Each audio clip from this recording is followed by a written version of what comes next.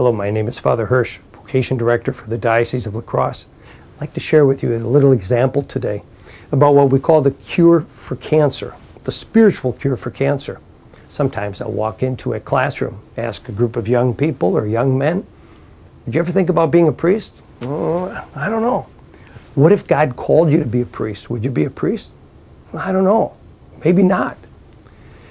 Nobody would answer that question with a maybe not unless they did not understand what priesthood was or what our other vocations are.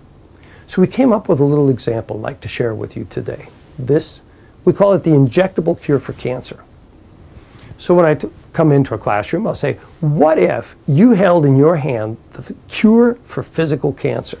You go up to people, inject them, and whoever you inject, they are cured of their cancer. Now, would that be cool? They all say, yeah, that'd be really cool. Would you do this? Would you spend your time giving the cure for cancer? Yeah, sure. Would you do it 40, 50, 60 hours a week? Would you do it for a career? Sure. Why? Well, you're helping people. I say, now you're understanding why someone would choose to be a doctor. Why? Because there's human need, healing art, meaningful life. But what is worse than physical cancer? There's something much worse than that. And that would be spiritual cancer, cancer of the soul. See, you can have physical cancer, still have good relationships. You can have physical cancer, die, and still go to heaven. But if you have spiritual cancer, that affects, in a bad way, all your relationships and especially your relationship with the Lord. Spiritual cancer, what if you had the cure for spiritual cancer? And the people you would inject, the people you would apply this cure for, would be healed of their spiritual cancer. Would that be cool? The guys say, yeah, that'd be cool. Would you do it for 40, 50, 60 hours a week? Sure. Would you do it for a career? Yes. I say, now you're starting to understand why a man would choose to be a priest. Because when you choose to be a priest, you are given a healing art to answer the human need. Are there people suffering in a spiritual way? Do you see it? Everybody says, of course, we see it everywhere. If we could have that spiritual cure that we call the sacraments, what a difference that would make. Why would anybody say no to that? Give an example. I had a man come to me after Mass one day. He was about 65 years old.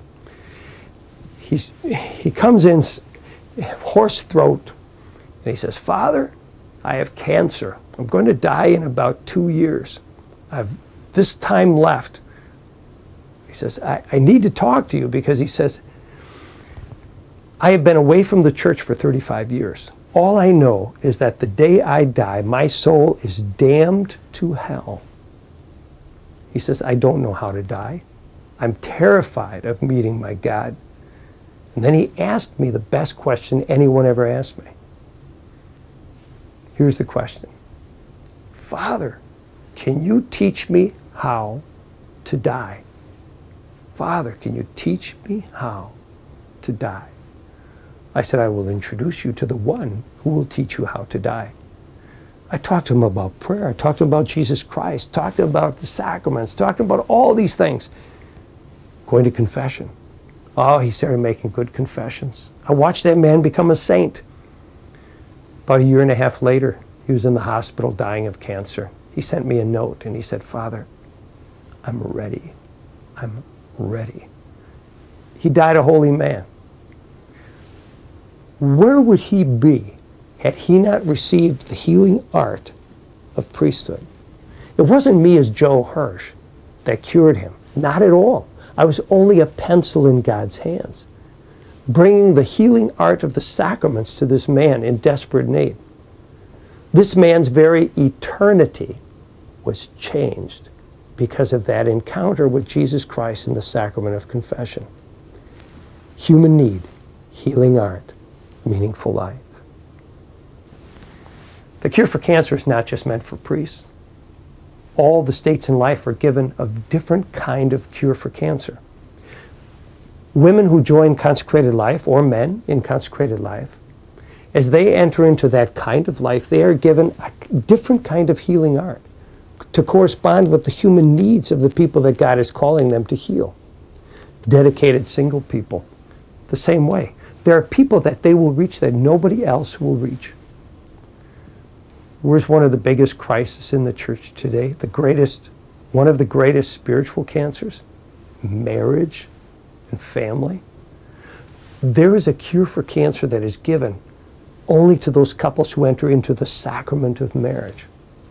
Living together is not a spiritual cure. It doesn't put you in touch with the spiritual cure.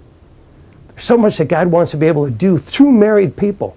And that's why this spiritual cure for cancer comes to married people, to answer human needs in families. It's a little example then of the pen. The cure for cancer. What would you do to be able to give the cure for cancer? Here we put it on the pen. Jesus, the cure for spiritual cancer. One life to live, one life to give. How is the Lord calling you to give yours? Give your life to Jesus. Ask Him how He wants to use your life. Bring to prayer that cure for cancer. There are souls that the Lord wants you to touch, the souls that He will send you to. Ask Him, and He will guide you. Thank you for listening.